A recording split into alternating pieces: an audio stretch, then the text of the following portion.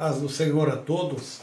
Eu preciso ser sucinto, objetivo e didático para explicar-lhes em pouco tempo os grandes equívocos da doutrina católica. Primeira coisa que eu preciso desfazer aqui, esse tabu de que a Igreja Católica é a primeira igreja. Isso é um equívoco, isso é uma mentira. A Igreja Católica não é a primeira igreja, até porque a primeira igreja é a Igreja de Cristo e é a Igreja dos Apóstolos. Em Atos 11, 26, a Bíblia diz assim: quando o encontrou, levou para Antioquia. Assim, durante um ano inteiro, Barnabé e Saulo se reuniram com a igreja e ensinaram a muitos. Em Antioquia, os discípulos foram pela primeira vez chamados cristãos. Então a igreja era chamada aquela igreja dos cristãos, de Jesus Cristo, que depois passou a ser os crentes, os evangélicos, enfim. Mas em Atos 26, a gente vê aqui, por exemplo, em Atos 26, e disse Agripa a Paulo: por pouco me queres persuadir que me faças cristão. Lá em Atos 26, 28, já se falava em cristianismo.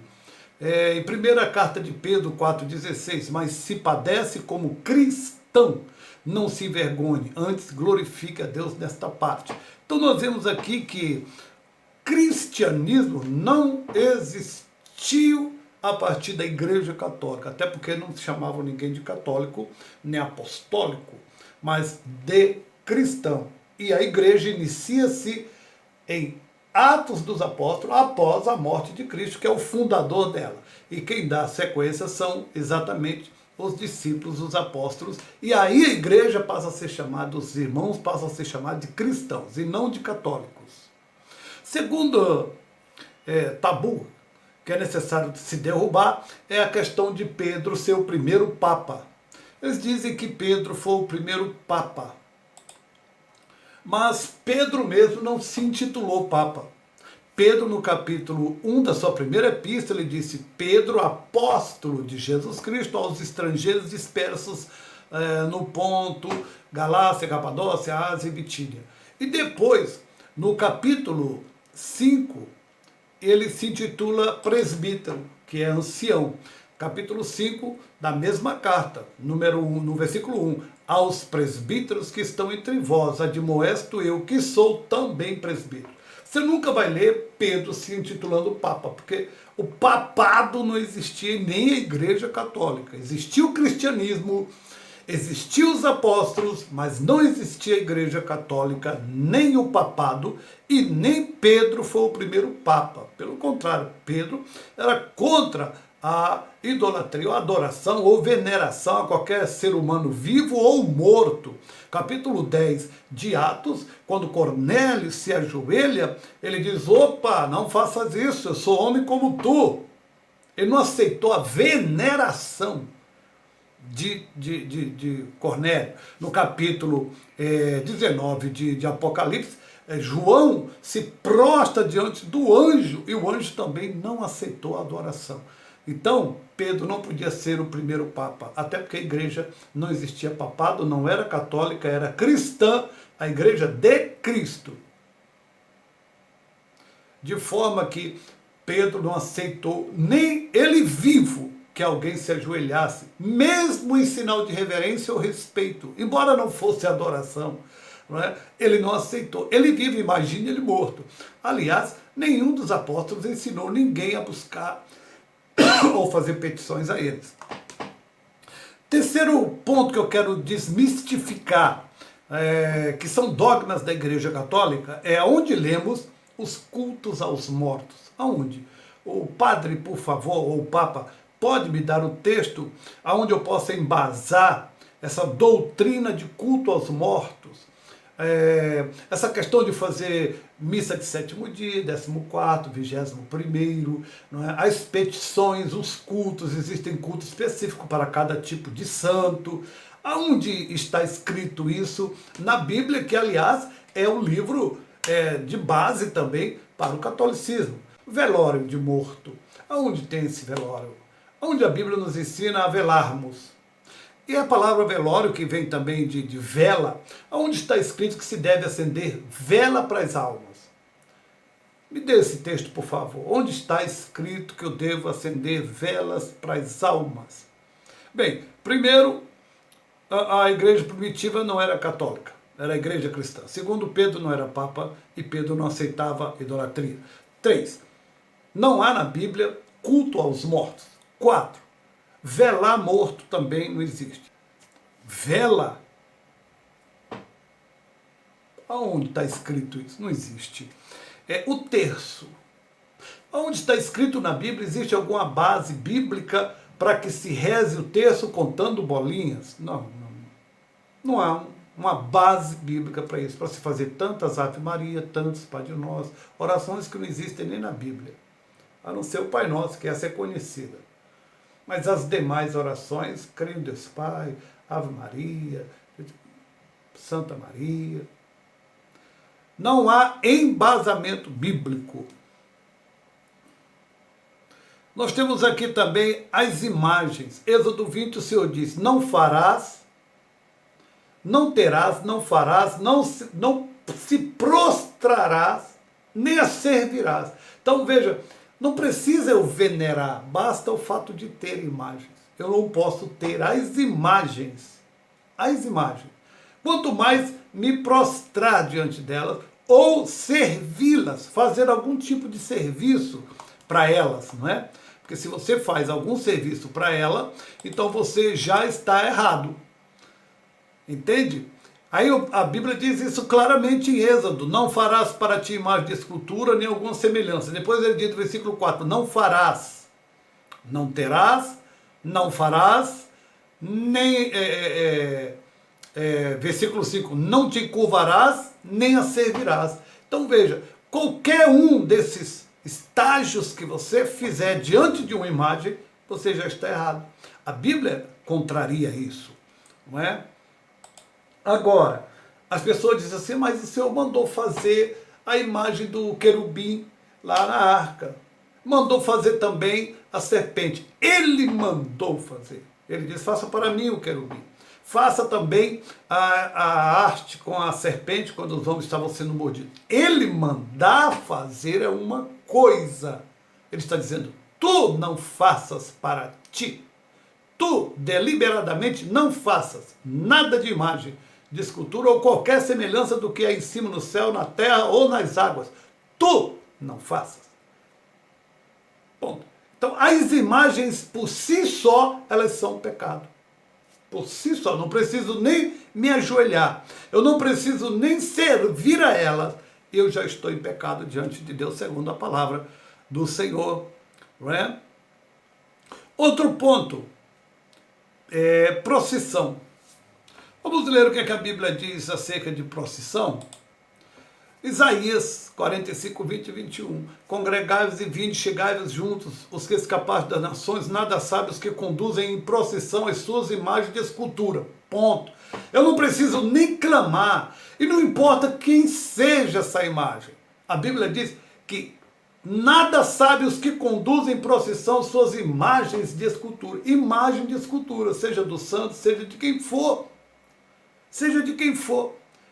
Esse é um erro grave que a igreja comete deliberadamente, contrariando a ordenança bíblica.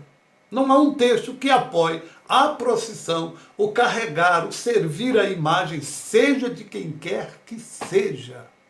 Ele diz, não que conduzem em procissão suas imagens de escultura, e depois ele diz, feitas de madeira, que é um exemplo, né? Pode ser feita de madeira, de louça, de ferro, enfim, de barro, e rogam a um Deus que não pode salvar. Porque quando você carrega aquela procissão e faz homenagens, celebra, pronto, você já está fazendo ato de adoração a uma imagem. Você está celebrando, você está trazendo a memória, está ali jubilando, está cantando, pronto, isso é ato de adoração.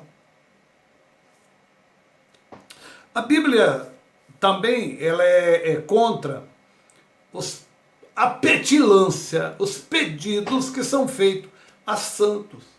Quando fala de pedido a santos, logo nós sabemos que se trata de pessoas que morreram. Claro. E o que a Bíblia diz sobre isso? Nós não estamos falando de espírito dos mortos? A Bíblia tem alguma coisa a falar sobre isso? Tem. A Bíblia diz, por exemplo, Levítico 19:31, não vos voltareis para os que consultam os espíritos dos mortos. Ou seja, você não pode se juntar, não pode buscar, não pode estar consultando mortos. Ora, quando você faz petições aos santos, santos morreram. Quando você faz petições, você não está fazendo consulta?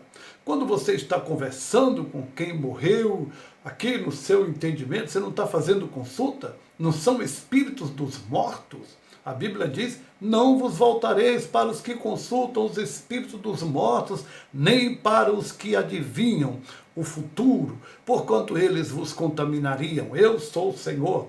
E ele diz mais, em Isaías 8:9, olha o que a Bíblia diz, 8:19, diz assim, quando vos disserem, ide consultar algum médium que fale com os espíritos, adivinho, ou alguém que saiba murmurar encantamento, ou falar baixinho, né? Encantamentos, porquanto o povo costuma a recorrer aos seus deuses e aos mortos em favor dos vivos. Não é isso que você faz quando você vai fazer um pedido a um santo? O santo está vivo? Não, está morto. Então, quando você faz um pedido a ele, você não está fazendo um pedido a um morto em favor dos vivos? Está. Então você se enquadra em Isaías 8:19. Ele diz, eles têm um costume de recorrer aos seus deuses e aos mortos. Qualquer um dos santos que os senhores estejam se referindo ou se dirigindo a eles, são homens ou mulheres que morreram. Ele diz, recorrem aos seus deuses e aos mortos em favor dos vivos. Respondam assim para eles, o que se deve fazer é consultar a lei e aos ensinamentos. Se eles não falarem de acordo com esta palavra, certamente jamais poderá ver a luz. É isso que a Bíblia diz, a respeito de pedidos a mortos e a consultas aos espíritos dos mortos e a cultos aos mortos. Porque Cristo é o único mediador, Timóteo 2:3-6. Quando a igreja ensina que se deve pedir a santo, seja ele quem for, Santo Antônio, São Francisco, Santa Maria, São José, São Pedro, seja quem for, quando a igreja ensina esta doutrina, ela contraria o que a Bíblia diz em Timóteo, por exemplo. Quando Paulo escreve a Timóteo, no capítulo 2, ele diz assim, ó, versículo 4, 5, melhor o 5, porque há um só Deus, um só mediador entre Deus e os homens. Aí ele diz, Jesus Cristo. Um só, que faz a mediação, petição, intercessão entre Deus e os homens, chama-se Cristo. Não há ninguém, não há santo nenhum fazendo intermediação, mediação entre os homens e Deus. Não há essa figura e não há o texto bíblico que prove o contrário do que se está dizendo aqui, porque o que eu estou dizendo está sendo mostrado na Bíblia. Porque é um só Deus, um só mediador entre Deus e os homens, Jesus Cristo, o homem. Então, varão, as petições a santos é outro grave erro. Outra coisa que se prega muito na Igreja Católica é o purgatório. O purgatório é ensinado, mas com base em qual doutrina? Com base em quê? Porque a Bíblia ela é muito clara. A Bíblia diz em João 1:29, quando João Batista viu Jesus, ele disse, eis aí o Cordeiro de Deus que tira o pecado do mundo. Ele não disse, eis aí o purgatório. Ele falou de Cristo e disse que Cristo é quem tira o pecado do mundo. A doutrina do purgatório diz que você deve purgar, né? ali por 7 anos para que seja remido perdoado e depois alcance. Não, a Bíblia não diz isso, não há esse texto. A Bíblia diz, eis aí o Cordeiro de Deus que tira o pecado do mundo, que é Jesus Cristo. Na sua primeira carta, João, no versículo 7, ele diz, o sangue de Jesus nos purifica de todo o pecado. Ele não disse o purgatório. O purgatório nos purifica. Não, ele disse, o sangue de Jesus nos purifica de todo o pecado. Na primeira carta de João. E também João 2:1, ele disse, filhinhos, não pequei, mas se vós pecardes, tendes o quê? O purgatório. Não, tendes um advogado para com o Pai, Jesus Cristo. Primeira carta de João 2:1. Vale também lembrar o texto clássico que derruba de uma vez por todas essa heresia do purgatório. É o evento que ocorre na cruz. Quando Jesus está na cruz, o capítulo 23 de Lucas, no versículo 39, diz, e um dos malfeitores que estavam pendurados blasfemava dele, dizendo, se tu és o Cristo, salva-te a ti mesmo e a nós. Respondendo, porém, o outro repreendia-o, dizendo, tu nem ainda temes a Deus, estando na mesma condição, na mesma condenação, e nós, na verdade, com justiça, porque recebemos o que os nossos feitos mereciam, mas este nenhum mal fez. E disse a Jesus, olha o que o ladrão disse, Senhor, lembra-te de mim quando entrares no teu reino. Disse-lhe Jesus, em verdade te digo que hoje estarás comigo no purgatório. Foi isso? Lembra-te de mim, disse a Jesus, lembra-te de mim quando entrares no teu reino. Aí Jesus olha para ele e diz, não, você primeiro tem que passar pelo purgatório. Foi isso? Não. Jesus disse-lhe, em verdade te digo que hoje estarás comigo no paraíso e não no purgatório. E outra, mas Jesus não foi para o paraíso no mesmo dia. Mas e daí? Jesus disse, hoje tu estarás comigo. Essa frase, comigo, é dizer, estarás sob o meu poder, debaixo da minha guarda, estarás comigo. Não importa se Jesus subiu junto com ele, se ele subiu primeiro, se Jesus foi depois. O fato é que Jesus disse, você estará comigo hoje no paraíso. Ponto. Ou seja, você estará na minha casa hoje. Ponto. E não no purgatório. Não, porque você tem que passar primeiro pelo purgatório, tem que purgar 7 anos, pagar o pecado e tal, depois você entra no paraíso. Não, Jesus disse, hoje estarás comigo, no purgatório não, no paraíso. Então, a questão do purgatório é outro equívoco, é outro engano dessa doutrina, destes dogmas católicos. A beatificação. Beatificação, o ato de transformar alguém em santo. Com base em quê? Base aonde? Onde tem esse fundamento? Quem é o homem para transformar outro homem em santo e depois que ele morre? E depois que ele morre, ele morreu, está morto, não ressuscita, e ele agora vira santo e as pessoas fazem pedidos a ele. Com base em quê? Se ele não teve poder para livrar, se autolivrar da morte, porque o único que morreu e ressuscitou foi Cristo, se esse homem, por mais bom que ele seja, por mais honesto que ele tenha sido, se ele não teve poder de se auto-ressuscitar e ressurgir da morte, como ele poderá socorrer alguém em vida se ele mesmo está morto? Eu lembro do testemunho de uma irmã que disse para mim que alguém estava dizendo que ia lá no Padre Cícero, lá no Ceará, para fazer um pedido de ajuda a ele. Aí essa varoa disse para esse varão, mas por que você não fala com sua mãe aqui mesmo, que ela está morta aí? Ele disse, mas minha mãe está morta. Ele disse, mas o Padre Cícero também não está morto. Por que você vai lá pedir a ele? Ele não pede aqui a sua mãe. Então, se alguém que está morto não teve poder de ressuscitar, por que teria poder para fazer alguma coisa em favor dos vivos? É fora de lógica. Outra coisa, a mariolatria é algo que ocorre dentro da igreja. A mariolatria é aquela coisa de dizer que Maria, ela foi santa e ela morreu santa. 13,55 de Mateus, diz que Maria teve mais filho, Maria não morreu virgem, até porque José não casaria com a moça para viver eternamente com ela virgem. A Bíblia diz que Maria teve filhos e filhas, inclusive Tiago e Judas, que escreveram a epístola de Tiago e a epístola de Judas, eram filhos de Maria. E ele confessa que era irmão do Senhor. Isso está escrito em Mateus 13,55. Maria também, em João 2,5, ela disse, fazei o que ele mandar, ela não disse, faça o que eu mando. Maria nunca disse para alguém ou ensinou alguém que a buscasse, que orasse a ela, que pedisse a ela depois de morta. Nem viva Maria não ensinou isso.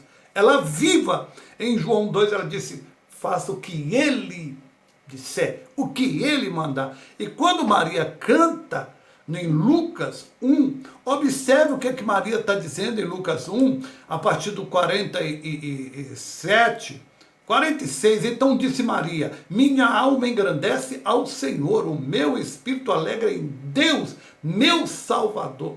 Ora, o que vinha nela seria chamado Deus. Ele disse, e o nome dele será Emanuel, que significa Deus conosco. E Maria está dizendo, o meu Deus é o meu Salvador. Aí ele diz, pois atentou para a humildade da sua serva, de agora em diante todas as gerações me chamarão bem-aventurada e não santa. Me chamarão bem-aventurada e não virgem e não santa. Bem-aventurada porque foi escolhida. Maria não era mãe de Jesus. Se tivesse teste de DNA, provaria-se que Maria foi apenas uma barriga de aluguel. Cristo nasceu por pura obra do Espírito Santo e Maria serviu como a primeira barriga de aluguel. Simples assim. Simples assim. Nada mais do que isso. Tudo que estiver fora da palavra não pode ser considerado verdadeiro. Só a verdade é que prevalece. E a verdade é essa. Cristo é o único mediador entre Deus e os homens. Deus abençoe a todos.